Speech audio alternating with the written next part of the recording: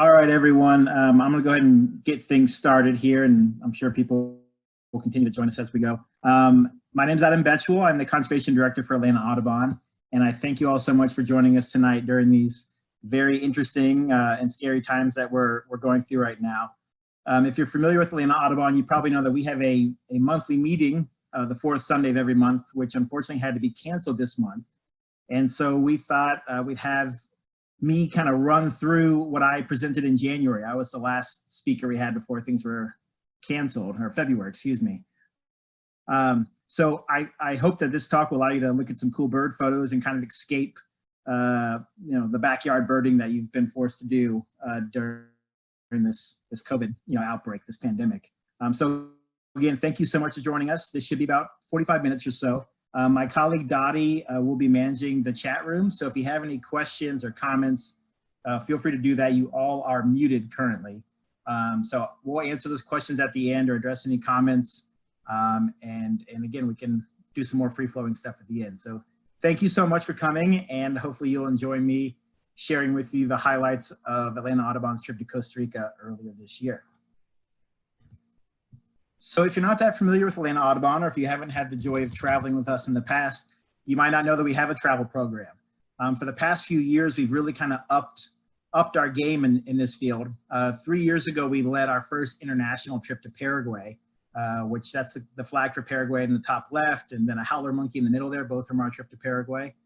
2 years ago, we did a trip to Guatemala, where we were lucky enough to see the horned guan, which is that interesting bird in the top right, and also visit the ruins of Tikal, down in the bottom right.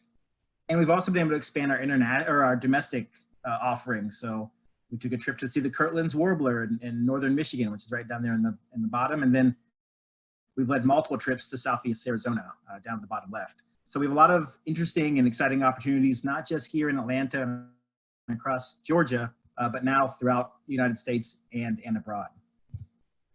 And so when we were planning our trip for 2020, I kicked around a few different countries, but it was pretty obvious that one place we should go to was Costa Rica.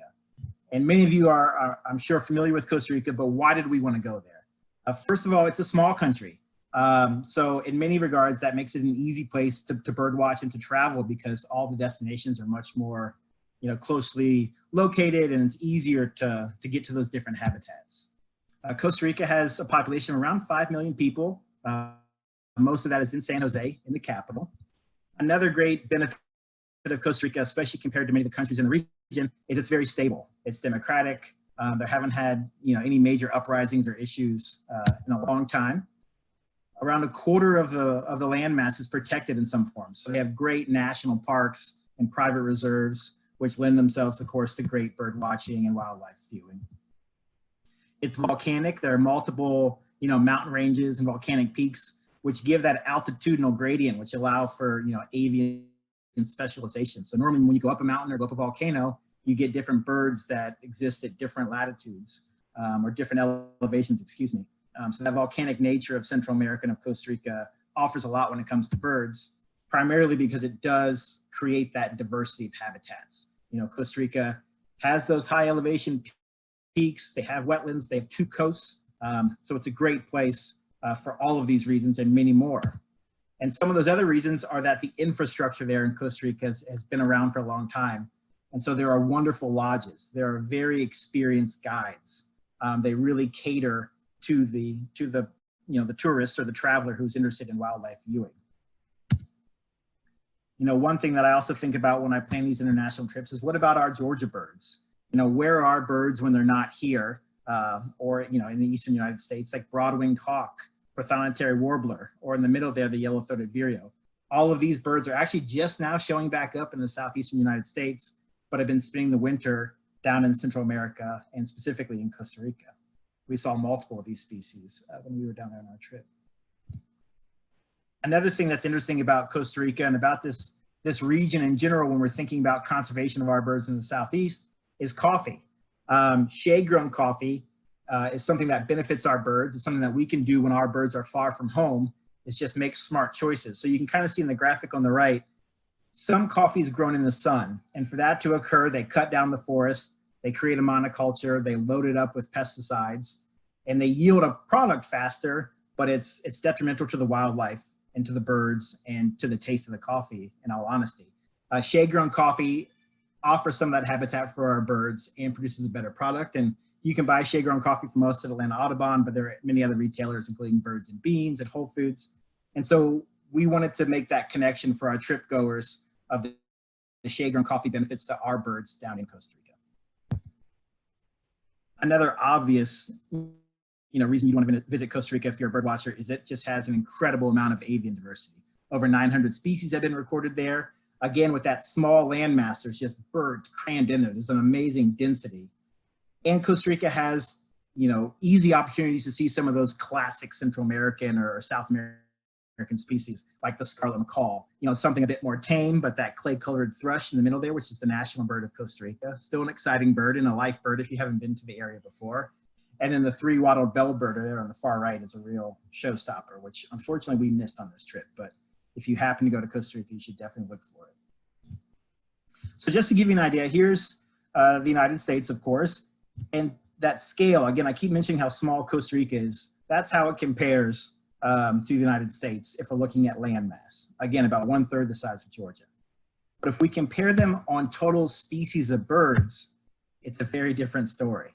So again, there's so much avian life and wildlife in this, amazingly lush little country, which made it so appealing for us and for, countless avid bird watchers who go every year. And so now I'm going to go into the guts of our trip, talk about where we went, who we went with, and what exciting birds that we saw. So for these trips, I know the birds of Costa Rica somewhat well from visiting in the past and from studying, but of course I don't have that local knowledge needed to book hotels and to know the hot spots, and my Spanish is more than a bit rough. So we use Costa Rica Expeditions. If you're thinking about going to Costa Rica or get inspired from this talk, I encourage you to seek them out. We were recommended to them by many people, including some long-term members of Atlanta Audubon. And again, if you look them up, they have wonderful reviews with TripAdvisor. They have write-ups in Travel and Leisure, National Geographic. They've been doing this for a long time, and it showed. They were a wonderful partner and local operator for our trip. Our main guide was Charlie Gomez. Charlie's been guiding birdwatching trips and other, natural history trips down in Costa Rica for over 30 years now. And we were told that, Charlie has this great driver named Nino. And Nino, it was such an undersell to just say he was a driver. He was an amazing birder. He and Charlie were a wonderful team. It was obvious that they've been going at it for a long time. And Nino is no longer a Nino. He's no longer a little boy. He's a grown man, and was just a wonderful asset to our trip. And I think everyone on our trip really loved these two guys. They made my life very easy as the group leader. So here's kind of a rough layout of where we went, our itinerary. The orangey red dot right in the middle, that's the airport to San Jose. The green dot to the right was our first hotel. And we went down to the south. Then we shot over to the coast to the west. Then we went up to the north, the Tenorio Volcano, and then came back down. So kind of a sideways, oval clockwise loop is what we did on our trip. So here's our group. I always joke that I like to get a photo the first night when everyone's nice and excited. They're not tired. I haven't woken them up early every day, made them go stand in the rain and miss exciting birds.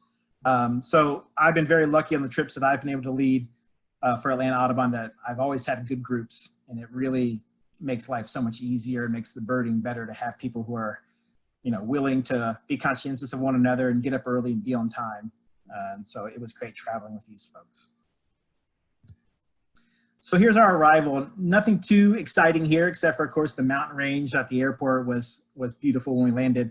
But I just wanted to show this because Costa Rica Expeditions had a guy named Miguel, who's pictured here, who met us at the airport. And he was such an amazing resource to start the trip. We unfortunately got stuck in some traffic getting to our hotel, but Miguel was there with just tons of nuggets of info about the country, about the wildlife. He kept us engaged and having fun, again, during those rough bumper to bumper minutes as we got through San Jose. But they really had things ready for us. They made it super easy. It's always a bit, there's a lot of anxiety typically going through customs and arriving and making sure everyone in your group is intact. And Miguel did a wonderful job getting us there. So our home base in San Jose, so our first night and our last night was at the Hotel Bougainvillea. And if you happen to go to Costa Rica, I highly recommend this hotel. It was great, and it was used a lot by bird watchers. If you look this place up on eBird, if you're an eBirder, well over 200 species have been seen just on the grounds of this hotel. So it's filled with birds, and there's lots of bird tours and other groups who stay here. And so there's always people with binoculars walking around telling you about all the exciting birds that they saw. So here's a couple of photos of the grounds of the hotel. You can see wonderful flowers, trees, water features. There's Allison on the right, scoping out some cool birds. But hopefully this illustrates just the amazing grounds they have. And you're hearing melodious blackbirds, great kiskadee, crimson-fronted parakeets. These are some of the common birds you'll hear in San Jose and that were common and ever present at the hotel. A few of the other birds that we saw here. One was tropical kingbird. These birds are beautiful and we love seeing them, but they were common. We saw them pretty much everywhere. Anytime we saw a bird on a power line, it was often tropical kingbird. We got to call them just TKs because they were so common everywhere we went, but they were stunning. Maybe you've seen a Western kingbird here in the US. These are in the same genus as our Eastern kingbirds, which are just now starting to come back to the Southeast also. Rufous-naped Wren, another common bird, kind of like our Carolina wren, but really striking, a little bit bigger. Hoffman's woodpecker, looks very similar to our red-bellied woodpecker here in the Eastern United States. Rufous-tailed hummingbird, this was the most common hummingbird that we saw on our trip. We saw many, but these birds were all over the place. This one has kind of an oddly shaped beak. Normally they don't have that much curvature on their beak, but it's the best picture I got of one, so I figured I'd share it. Leston's motmot. If you've been to Central America before, maybe you've seen a blue-crowned motmot. They've since changed their name to Leston's motmot, depending on where you saw them. This isn't the best photo because it doesn't show the amazingness that is that tail. If you look at the end, there's a nice, what we call a racket. The tail feathers kind of at a little separation and then a bottom part, and the birds will kind of go back and forth like a cuckoo clock. They're really a stunning bird. And actually the only ones we saw were at the hotel the first and last day. So we were lucky to get it here. Another bird we saw here, this is not my photo, was a white-eared ground sparrow. This is kind of a special bird that we also did not find anywhere else in the country. So the grounds of the hotel really came through for us for this really unique towhee-like sparrow bird, which was, again, a really special treat found at the hotel. And another bird that proved to be really common throughout the country was the white-winged dove. And we even had some that were nesting right where reception was at the hotel. It was pretty cool to check these birds out. Again, a rare bird or hard bird to find here in Georgia and most of the US. All right, so from San Jose and that amazing hotel, we headed south to the Talamanca mountain range and the Los Quetzales National Park. These are high elevation spots, which I'll go into more detail in just a moment. But before we reached the mountains, we stopped at a little owl roost that we had heard about, and we found these tropical screech owls that were sleeping right above the workout equipment in this public park. We had a few locals come and see what we were checking out, and pretty excited to see the owls. There had been some barn owls reported in the area, but we unfortunately missed those during our stop. After visiting the town of Paraiso and seeing those birds, we went to Finca Cristina. And so Finca Cristina is one of these shade-grown coffee farms that I talked about earlier.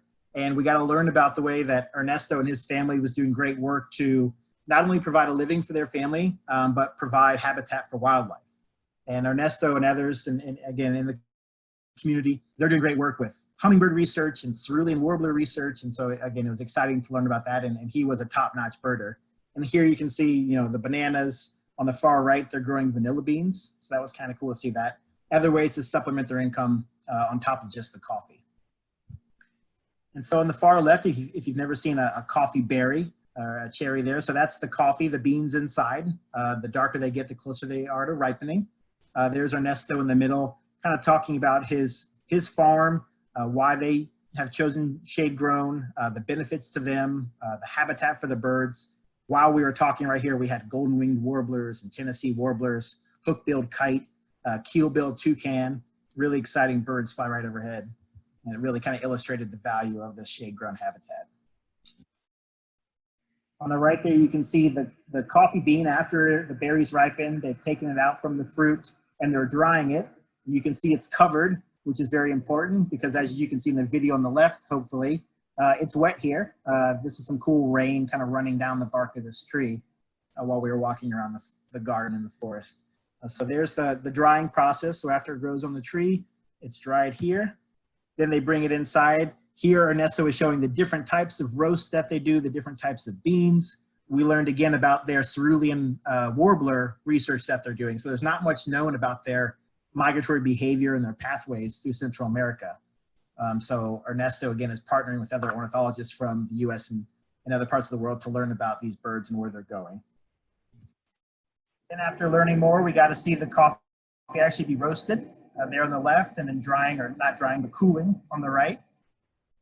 And then we were lucky enough to have some samples. So it was amazing to visit Finca Cristina, not only to see the birds that I mentioned, but we saw the coffee tree, how it was hauled and dried, roasted, and then we drank it all within a few hundred feet. And again, we learned about its importance to local wildlife.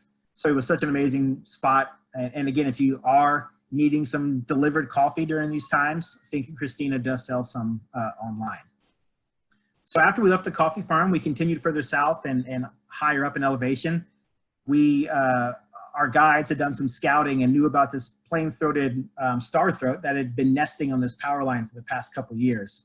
So this is actually the baby hummingbird, and we were lucky as we stopped to check it out that the parents started to show up and actually came in and delivered a little food for the baby.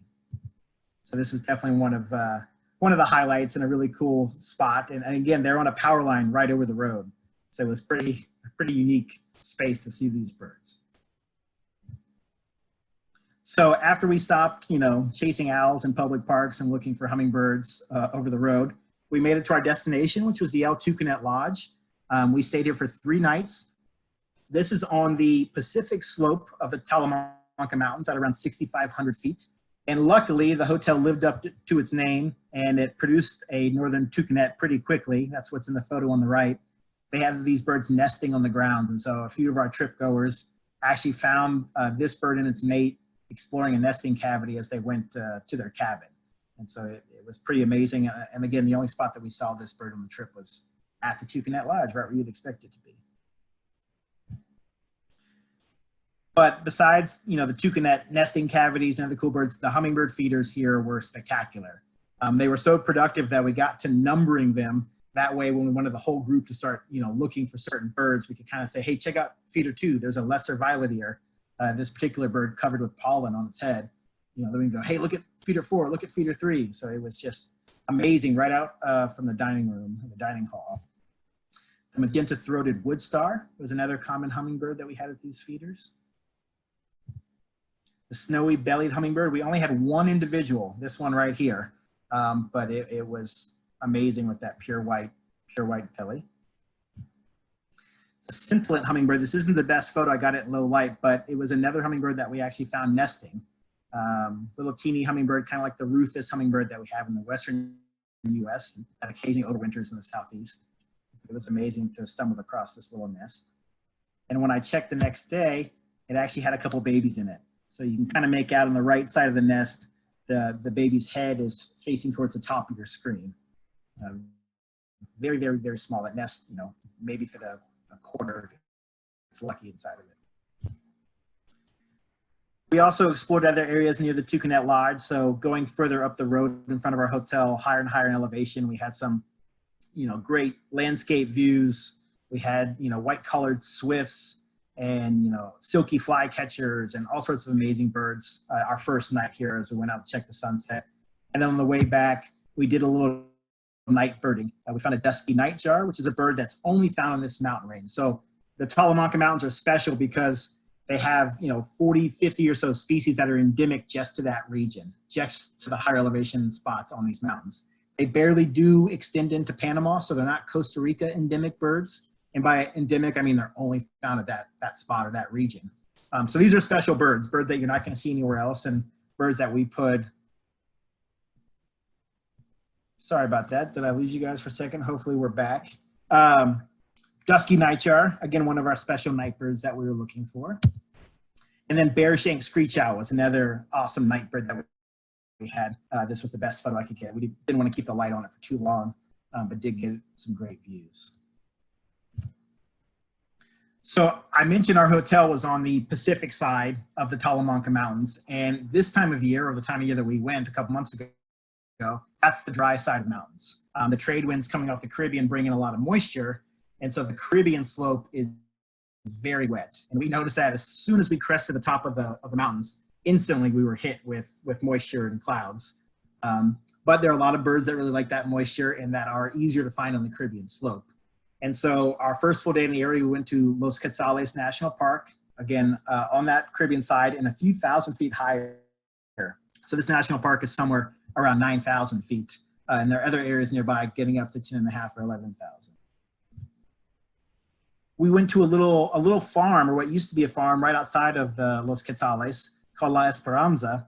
And this used to be kind of your basic farm, and there is still some farming here. But the landowner is actually converting it more and more back to forest. He's reforesting the area and putting the plants that are supposed to be there to benefit birds and artificial nesting cavities, because he's had some very special birds and he's making more money from bird watchers coming than his traditional farming practices. So one of the birds that we saw there is a ruddy tree runner. So this bird blends in pretty well, but it's right in the middle there in the brown moss. It's kind of like a little wood creeper, so not too different from our brown creeper. In the eastern US, we only have the brown creeper, but if you go down to Latin America, there are just dozens and dozens of brownish, streaky, or spotted little birds that like to walk up and down thick trunks and branches. But this one was especially cute hanging out here. Mountain thrush, kind of the robins of this area, relatively nondescript, but it's still a special bird of the region. But what we were really here for, of course, was the Quetzal, the resplendent Quetzal. The Quetzales National Park is nearby. This is the region, or a region, to find this special bird. And they've constructed this nice covered shelter where we could hang out and hide from the moisture, which was very appreciative. And we kind of waited and loved. Hopefully this video is playing for you, not too choppy. We did have this male resplendent Quetzal show up. And hopefully from this video, you can see the amazing emerald green, excuse the rain jacket walking in front, that nice, deep red belly, that yellow beak. It's a real stunner, but what makes here's a better shot of that same individual, again, with that amazing kind of soft crest it has and all those colors.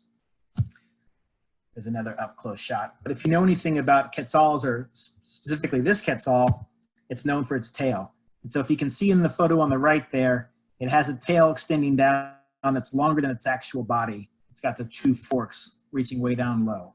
So this is the bird, if you're going to go to Costa Rica, that you want to see. And so I felt, as the guide, a lot of relief after getting it on our first full day in the country, or second day in the country. So it was definitely a showstopper, and one I was very happy that we were able to spot. And I personally had been to Costa Rica only once before, over a decade ago, and missed it. So it was my top target bird. So lots of celebrating after this one showed up. This was one of our local guides that we used just for the spot, Oscar, and he was showing us some tail feathers that they'd collected in the past as they naturally were molted by the adults. But what's special about Quetzals is it's actually not their tail. So I mentioned tail, but it's actually their upper tail coverts. So if you look at the skeleton, or the little image on the right, the long feathers originate above their tail and drape down over what is a kind of short, stubby, normal-sized tail. So it's a really unique adaptation that the males have to try to attract their females, just like a peacock or some of the other more showy birds that you may think of. So after leaving La Esperanza, we went to the Paraiso Quetzale Lodge, where they do have Quetzals, but again, we were lucky enough to not have to spend too much time chasing those, and instead we could focus on some of the other birds that they had, including the hummingbirds. So again, I hope this video is playing well for you. Like our hotel at El Toucanet, they just had hummingbird feeders that were overflowing with birds, and a great diversity. And even though we were only a couple thousand feet higher up, we had a whole new suite of birds that were showing up. One of them was the Talamanca hummingbird. So like the name suggests, it's endemic or only found on the Talamanca Mountains. And so again, this is a special bird that we're gonna look for, and this male gave us a great look. If you've seen Rivoli's hummingbird, it's a bird of northern Central America, Mexico, into Texas on occasion. This is a very close relative. They used to be lumped together, considered the same species, magnificent hummingbird, but that one's now called Rivoli's and this one's now called Talamanca. Volcano hummingbird is very similar to that scintillant that I showed you on the nest a couple photos ago, but they don't really overlap because of the preferences of altitude, and this one's a little bit more kind of purpley, dusky color and not quite as orange. But the real, my personal favorite in this area was the fiery-throated hummingbird, which if you can see from this photo, it's showing you a bit of that fiery throat, but if you really got a straight on angle, it was even more impressive.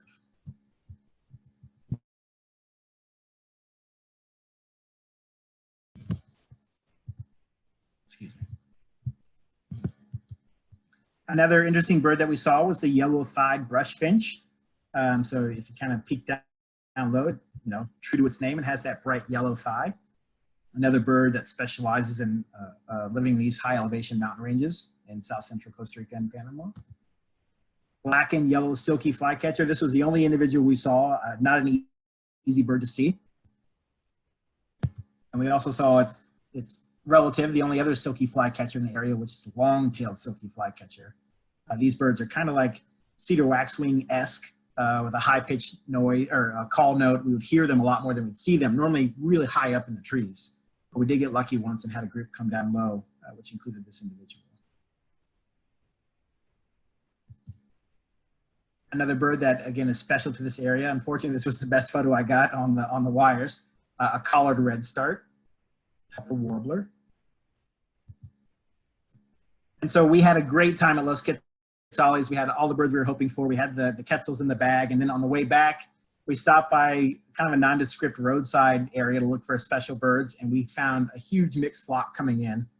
And here are a few of the specialty birds. Not the best photo, but I love the play off the colors of each bird. We have a flame-colored tanager on the far left, a somewhat drab mountain alania in the middle, and then a stunner, that red-legged honey creeper in the top right, which I was able to get a better photo of. So this is definitely one of those birds, or a bird that you'd think of when you're down in the tropics of Central America.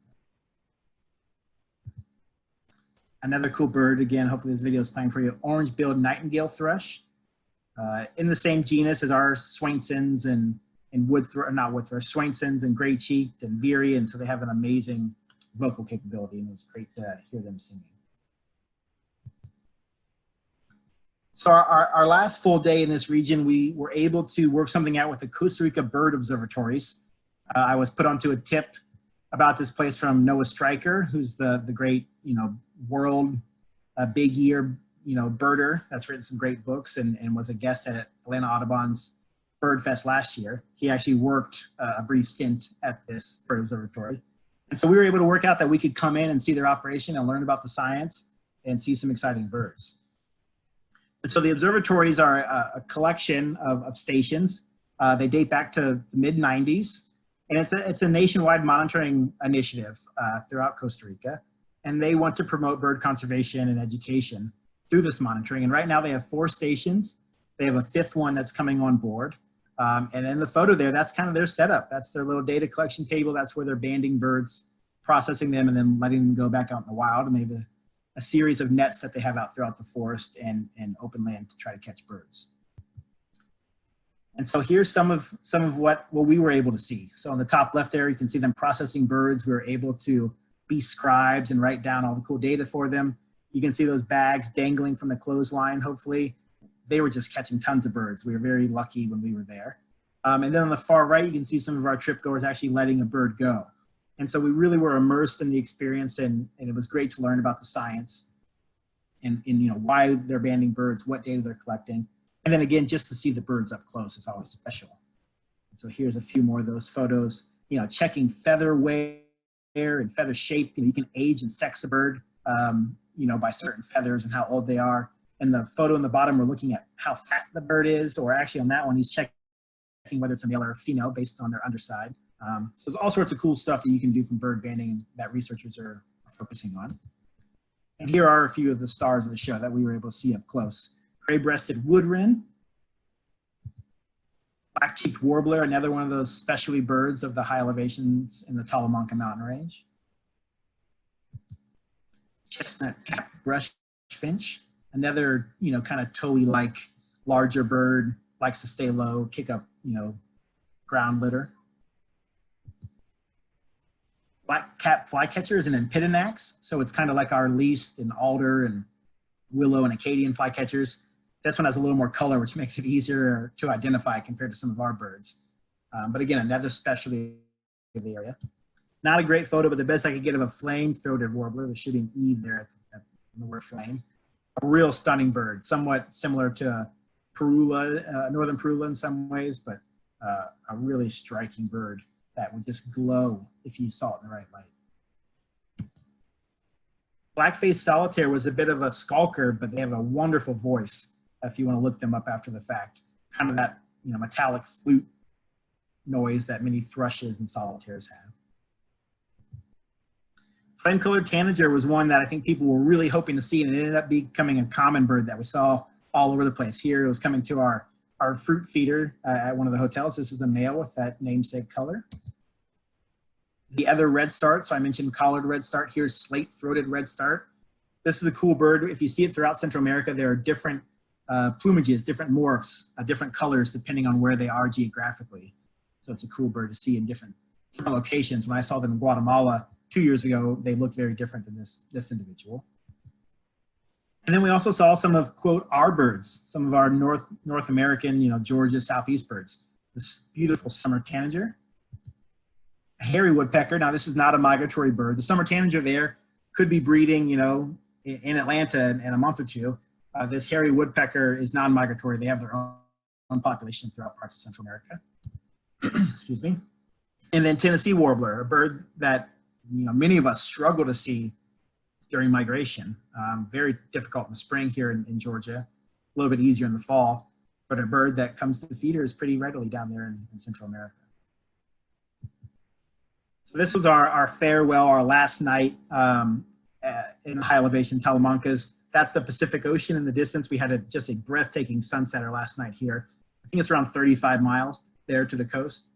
It seemed a lot closer from where we were, but just an amazing time there. We did really, really well finding those specialty birds that we were looking for at the high elevation spots.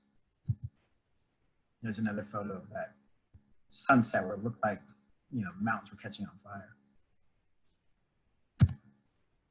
And so it was time to move on, and we were transitioning to an almost completely different habitat. So again, we were between 6,500 and 9,000 feet up in the Talamancas, very specialized birds. And then we were going down to pretty much 0 feet in altitude, much, much warmer. So at the high elevations, we had some nights where it probably got down into the upper 40s, low 50s. And then we were going to be experiencing, upper 80s and 90s down on the coast, even though it was January. However, like good birders, we had to stop on the way to break up the driving. And we were lucky enough to find this Cabanis ground sparrow. This is a bird endemic to Costa Rica. It has a very, very small range, only in the central part of Costa Rica. It likes coffee farms, which is where we saw this bird. And it was very cooperative and, one of my top 5 birds of the trip. I just think they're so striking with their amazing plumage and that dark breast spot. So after a couple hours of driving and that break for the ground sparrow, we arrived at the Cerro Lodge. So this was our home for the next 2 nights. What you're looking at is kind of the check-in area and also where we had all of our meals. So al fresco dining with amazing feeders and a view down to the mangroves and to the coast beyond. And so some of the birds we were lucky enough to see literally, 10 feet away from where we were eating our meals. Fiery-billed aracari or aracari. This is a bird only of Costa Rica and Panama, and just has an unbelievable beak where it gets its name. This is a relative of the toucan, which is kind of obvious. Blue-gray tanager. These birds are kind of, I equate them to the northern cardinal in the eastern US. They're common, they're all over the place, so it's easy to get jaded and get used to seeing these birds, just like we do the cardinal, but they're just so stunning. And it's always exciting when you see them, and you can see why if you've never come across this bird. Yellow-headed caracara, so crested caracara we have in the US. As you go further south, more and more species show up. This is actually a younger bird, but this caracara species was all over the grounds, and in general, this area of Costa Rica, we saw many of them soaring by. It wasn't all birds. White-faced capuchins were coming to the fruit feeders, again, right at the hotel. And so they were really exciting to see. We heard some howler monkeys, but they were too far off to get good looks. Here's one of the viewing platforms. Again, you can see it kind of goes from lowland forest, and as we get closer to the water, there's mangroves, and then of course the coastal area. They had 2 towers that they'd constructed on the grounds to give these amazing views, which allowed us to spot some really special birds. Palm tanager is actually a relatively common bird, but with the tower, it allowed the birds to be right at eye level. This one, like the hummingbird I showed you earlier, is just covered in pollen. So that reddish orange color is not its plumage, but something that is there just from the feasting it's on some flowers. Collared forest falcon, not a good photo, but an awesome bird. These birds you can hear pretty frequently at dawn and dusk throughout, the neotropics, but it's not so easy to see them. And this bird showed up and gave us a brief glance, showing off its collar, its white collar. Black-headed trogon. So trogon, if you've never been to Southeast Arizona or parts of the Americas, they're an amazing bird related to the quetzal that I showed earlier. And we ended up getting 6 different species of trogons on this trip. Again, here's the black-headed. But the real cool bird here, and that was the best photo I could manage, was of a yellow-billed cotinga. This bird was a ways off. This is a photo through my spotting scope taken with my cell phone. This is an endangered species, very limited range in Costa Rica and Panama. It relies on 2 habitats, which is never good as there's so much habitat loss and degradation. They need mangroves to breed and lowland forests to forage in. And, there's not good data on these birds, but their adult population is believed to be in just the hundreds. So we are very lucky to see this, snow white bird with a bright yellow beak.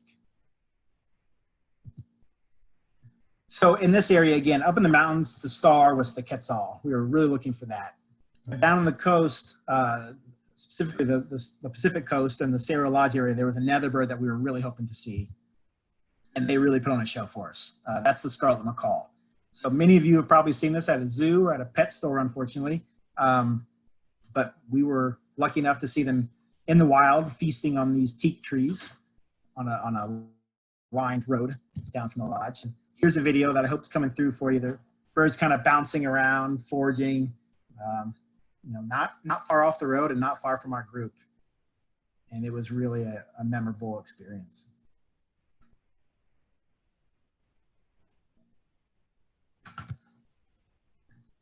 A few other birds we had in the area. There's some gray-crowned yellow-throats on the left there. That is a video. They're similar to our common yellow-throats.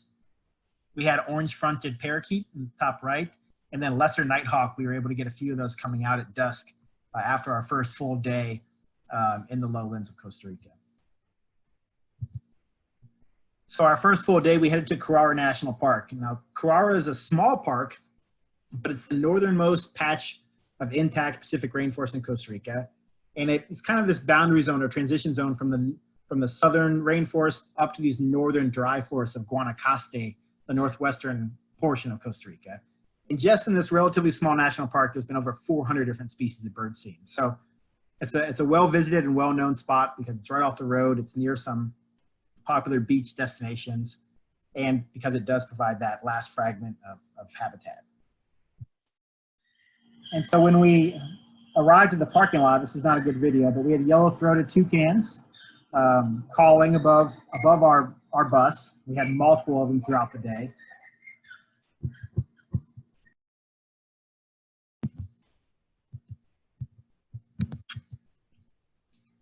And here are a couple other good photos. The bird photography here was a lot tougher because of the density and lushness of the woods, but the landscapes were amazing. So there was a series of trails passing over these forested creeks, bromeliads and vines just all over the place, just as green as they can get. One of the birds I was able to photograph, a white whiskered puff bird, almost like a kingfisher of sorts, but it doesn't rely on the water. sit in the interior forest, and they don't move much. So if you do find them, like this bird, it sat and was really cooperative. They're hard to spot at first. Pale-billed woodpecker, a real large bird, kind of like our pileated. This bird was going to town looking for bugs right off the trail near the parking lot, putting on a show for us. You can kind of see those striped flanks, which are pretty awesome. The great tinamou. Tinamoos are these ancient lineage of birds, kind of larger chicken-like birds, normally heard, not often seen, but this great tinamou just walked literally just a couple feet from us off the trail and allowed me to get a couple shots with my camera and a couple cell phone videos. It was a really nice surprise. I mentioned Lessons Mott-Mott at the hotel the first night. We had turquoise-browed Mott-Mott here and a few other spots. And this photo allows you to kind of better see that amazing tail with that racket tip down at the bottom. A really, really favorite bird of mine. And again, like the monkeys, we had some other amazing creatures. We had 2 or 3 different species of bats that we found roosting here. These are a type of sack-winged bats, excuse me. We also had lots of leafcutter ants and ant swarms, which were great to see them kind of moving their leaves around, which they then take back to their colony and kind of ferment and grow some mycorrhizae, some fungus. And so Carrara was our morning, and we just had tons of birds, and it couldn't have been much better. And for the afternoon, we had a boat trip scheduled on the Rio Tarcoles, this right where the river dumps out into the Pacific. And I couldn't imagine it, but the birding here was even better than at the national park. This is what the boats look like, and we were lucky enough to have one just for our group, so we could take our time looking at all the wading birds. Many of these are birds that you've probably seen here in the US, the yellow-crowned night heron and brown pelican, snowy egret. You can kind of see those bright yellow feet under the water, and that yellow lure in its face. Prothonotary warblers were everywhere. It's probably the highest density of prothonotary warblers that I've ever seen. I think at one spot, we probably had maybe 15 or 20 birds vocalizing and checking us out. So it was really neat to see, again, some of our birds on their wintering grounds. Some birds that aren't in Georgia, common blackhawk. These birds really prefer that mangrove habitat that we were in, and you can see them throughout Latin America. American pygmy kingfisher, little teeny kingfisher, you know, sparrow size probably. Hard to spot because they like these kind of dense areas where the mangrove roots and other aquatic plant life is. But one that we were very lucky to get extended looks at. Southern lapwing, it's kind of like the killdeer of the area. Southern lapwings are much more common in South America, but they're encroaching or moving more and more northbound.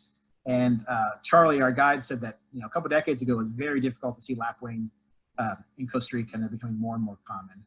Not a great photo, but a very pretty and unique shorebird. If you've been to Europe, maybe you've seen northern lapwing, or if you were lucky enough to see the one that showed up in Georgia years ago. And I know my colleague Gabe is on this call, so we have to talk about the herping a little bit. We had black iguanas, green iguanas. We had crocodiles. This Tarcoles area is great for crocodilian. We had all sorts of exciting lizards and other things besides the birds. We're also lucky enough to have this amazing sunset. So in 2.5 hours on our boat, we had 73 species of birds. It was just, they were everywhere. Probably the most spotted sandpipers I've ever seen at once. They were just pouring down these little tributaries coming to roost together. We had, yellow legs and other shorebirds, plumeous kites, just really exciting birds. And even a mangrove hummingbird, which is an endemic species to Costa Rica. So we were doing very well with those endemic birds. So our stay on the coast was shorter, but just filled with birds. And so we decided it was time to move northbound up to the Tenorio Volcano area. So this is just north of Arenal and Monteverde, which you've probably heard of if you're familiar at all with Costa Rica. But again, like good birders, we had some midway stops to break up our drive and allow us to explore some other habitats, including the dry forest that I mentioned earlier that becomes more and more common once you move north and west in Costa Rica. So this is the group after picking up a whole bunch of life birds. We had Inca dove in this area. If you want to see an Inca dove, you can go down to southwest Georgia. There's always a couple rare ones that hang out down in Colquitt area or Privet Store Road. We had striped-headed sparrow, which is one of our target birds, a nice larger sparrow with that bold face. Double-striped thick-knee. I think the group was freaking out when we saw these birds. They were so excited. Again, kind of a unique shorebird, wading bird type thing that loves to be out in farm pastures and grasslands. These were the only two that we spotted on the side of the road. Really cool bird. And then one of my favorites, lesser ground cuckoo. This is a very difficult bird to see. Not found just in Costa Rica. It does go up all the way to Mexico, but just a gorgeous, unique bird that we were lucky enough to spot. So Tenorio Volcano. So we're not at as high of an elevation that we were down in the Talamancas, but we're kind of going to that mid-elevation, maybe 4,000 feet, and ushering in some new and exciting birds. So we were fortunate to stay at 4 amazing lodges and hotels when we were in Costa Rica, but this one I think was by far the group favorite. The grounds were very unique, lots of recycled goods, kind of an indoor-outdoor vibe to it, plants, all over the place. They did have a bit of a manicured garden, but they also had some virgin patches of forest that they owned where there are nature trails. And they had a really unique feeder system where the feeders were probably 20, 25 feet off the ground. So they're right in line with the communal dining area that you can see on the far left photo with Nino by his scope. And the food was great. They called it Tico Fusion. Tico is kind of a nickname for Costa Ricans. The proprietor of this hotel is a Frenchman, and he took his food serious, and it was amazing. And they did just all the small things like welcoming us, even though that's the wrong logo for Atlanta Audubon, but I didn't say anything. It was great. And just a wonderful spot to have some wine, have some beer, and enjoy some good food. And then during daylight hours, we could see these amazing feeders I referenced. Buff-throated saltator was a bird that we had coming to these feeders, a chunkier grosbeak type bird. Montezuma oripindula, a really amazing bird. We also had a chestnut-headed oripindula here, but only one that was not photogenic. But these birds came in, and a few of them were even doing their breeding, their mating displays, which are really exciting. Scarlet-rumped Tanager. If you've gone to Costa Rica in the past, or if you look at a Costa Rica bird book, it might say Passerini's Tanager. This is another one of those where they lump 2 species back into one. Cherries and Passerinis have now become scarlet-rumped. Keel-billed toucan, a bird that's relatively common in Central America, but it's just, a star. So many colors on that beak. We saw a few of them, but this was the most cooperative. It sat up in that tree and vocalized for us right over our driveway at the hotel. Green honey creeper, another one of those unimaginable birds, that crazy color it has. We also went to that patch of forest I was talking about that the lodge owns. Another example of really lush, dense forest. It was hard to see some of the birds. You're hearing crested guan and black-cheeked woodpecker and Nightingale Wren. We saw some more mott-motts there, broad-billed mott-mott. So it was a very exciting place to bird, lots of sensory overload, but not much cooperation visually from the birds. It was a really exciting spot. We had to work very hard for the birds there, but the ones we saw were spectacular. A nearby spot was the Las Heliconias, which is kind of a series of cabins, gardens, and then some nature trails. And they're also known for these suspension bridges. So hopefully on the left there you can see Charlie, our guide, leading us over one of these long bridges. And there's the group on the right bravely following Charlie on another bridge. And they were unique and beautiful and a cool way to experience the forest, but it also brought some of the birds up to eye level, which is always great. If we can avoid that warbler neck, it's always good news. So semi-plumbeous hawk, we stumbled across this bird sitting motionless. It looks like it had just finished eating a meal. There's a little bit of blood on its white chest there. A really cool hawk that we were very fortunate, an uncommon bird and a hard bird to find in the area. Another aracari, or the second one, we mentioned fiery-billed earlier. This is the collared aracari, a little bit more common, but it's got that different beak. The other one has the more pure reddy yellow beak, and this one has the unique markings, kind of the tooth look to it. Northern barred wood creeper. I mentioned the ruddy tree runner earlier in its comparison to our brown creeper. This one's a larger bird. You can see the barring on its belly and chest there. But for all the exciting birds here, I think this Hoffman's two-toed sloth was probably the group favorite. It was sitting still for quite a while, and right when we had to give up on it, it finally lowered its head and took a couple bites of leaves. So you know, it's not every day you get to see a sloth. This was pretty amazing. So Las Heliconias was a great spot near the Celeste Mountain Lodge. Another great spot was just Tapir Valley.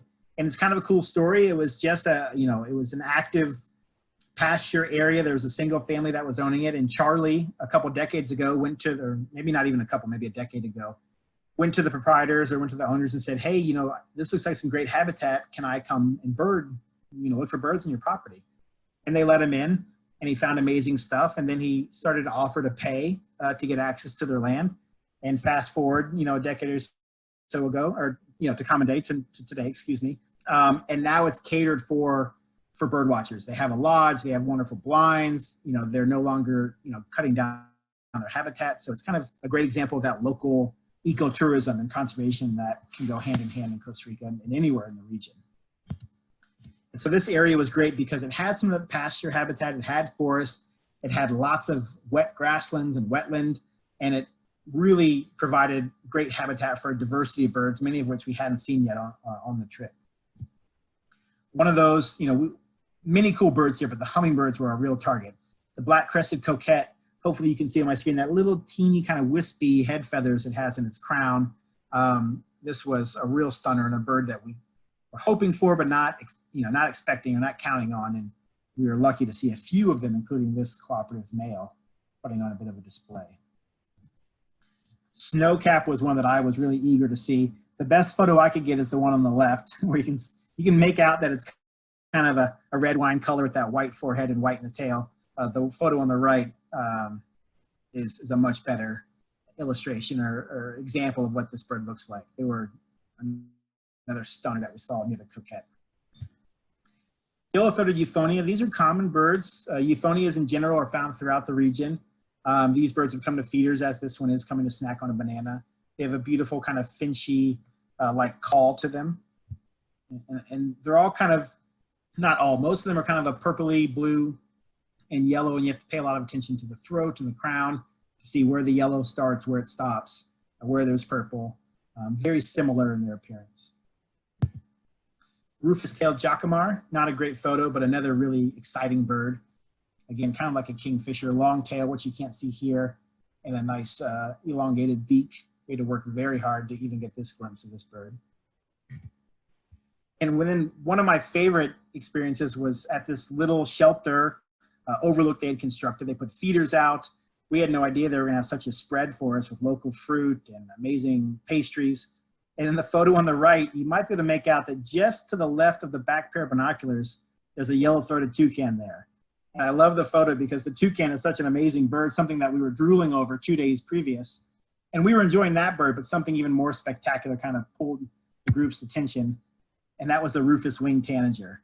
It has this unbelievable, teal belly, emerald green all over, and then that kind of bay rufous color in their wing and on their head, and a little bit of yellowy gold in the back. Just an example of one of these amazing tanagers that you can find throughout Latin America. So unfortunately, after our couple nights at the Celeste Mountain Lodge, we had to head back to San Jose. And like on all of our relocation days, we got some birding en route. Thick-billed seed finch was a bird that, maybe not the showiest, but a cool bird and a new one for the trip. Bare-throated tiger herons. There are a handful of species of tiger herons throughout the New World tropics, and this was one that we saw on a few occasions. We went to one more hummingbird spot. Hopefully that video on the right is working for you. There was just amazing hummingbirds and a whole new group of birds for us, including mini lifers for everyone in the group.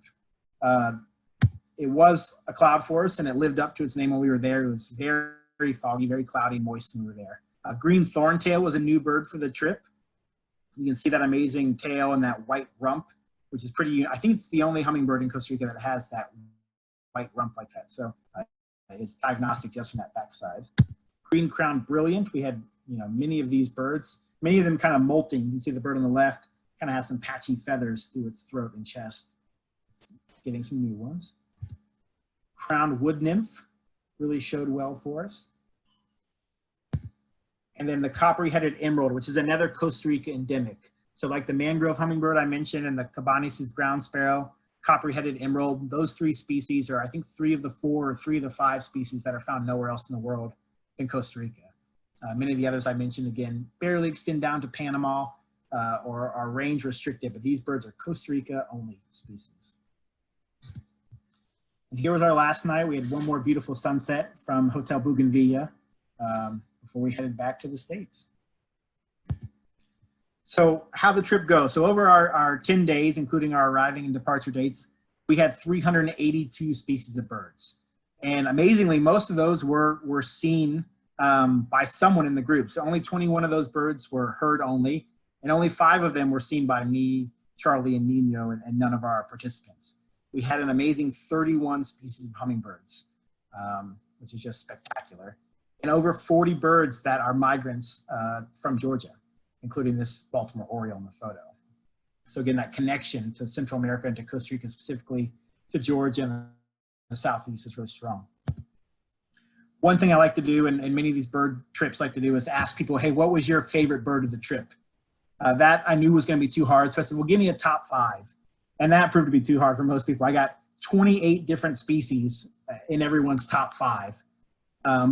There was a lot of diversity in that, but of course there were a clear top 2, with that being the Scarlet Macaw, and of course the Quetzal being the bird of the trip. And so again, I gave my group a shout out earlier. This is us having maybe the best meal of the trip. We had some amazing food here. They made it very easy. They were fun to travel with. They kept in good spirits, and they just made it very, very fun for Charlie, Nino, and myself to lead everyone around this amazing country. And so one thing that I wanted to do, and when I gave this presentation previous, was to talk about our next trip. So again, we're offering one international trip a year. And I know many of us can't even fathom travel right now because of our current situation.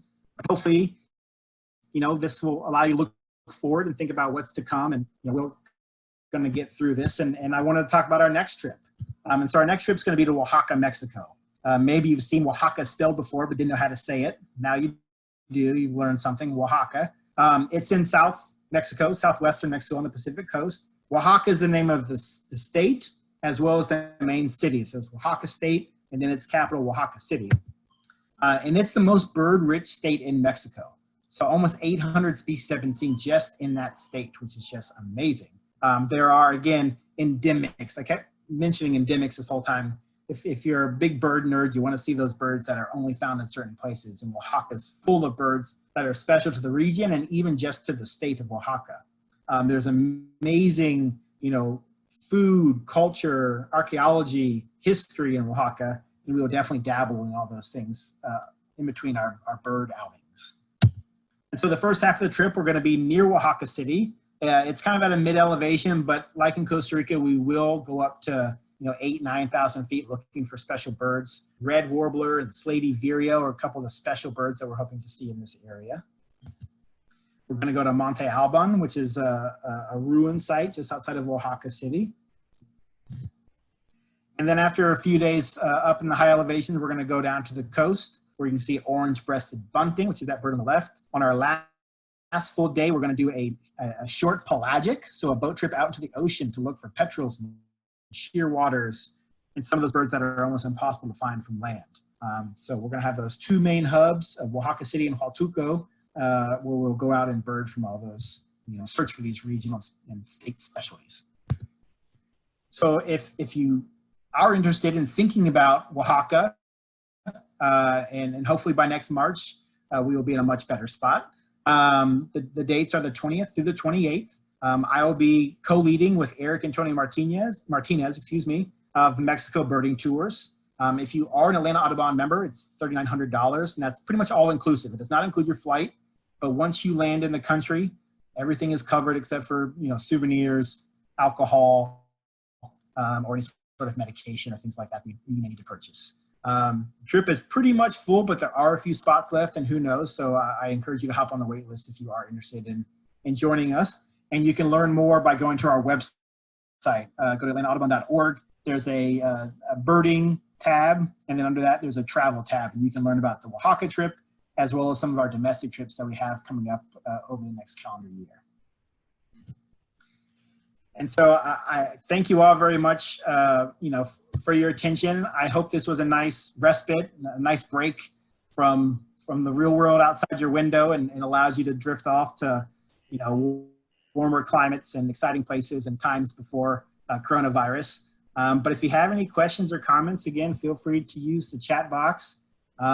We at Atlanta Audubon are going to be offering more and more online and digital content. So we have things going on right now, like our backyard bird bracket. So make sure you're voting for that so that your favorite backyard bird wins. We have coloring sheets you can print for your children or family members on our website. All sorts of educational and informative info. And we're going to have more and more of these webinars.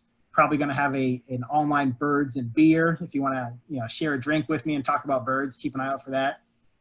So we're here for you, and so are the birds. Migration is really kicking up now. I'm looking at my hummingbird feeder right now while I'm talking to you all, and I had my first one just a couple days ago. So get your feeders up, get outside, keep your distance, but enjoy nature and do your best and stay healthy. And I appreciate your time. So again, if you have any questions, thank you. If not, I hope you'll join us for a future webinar.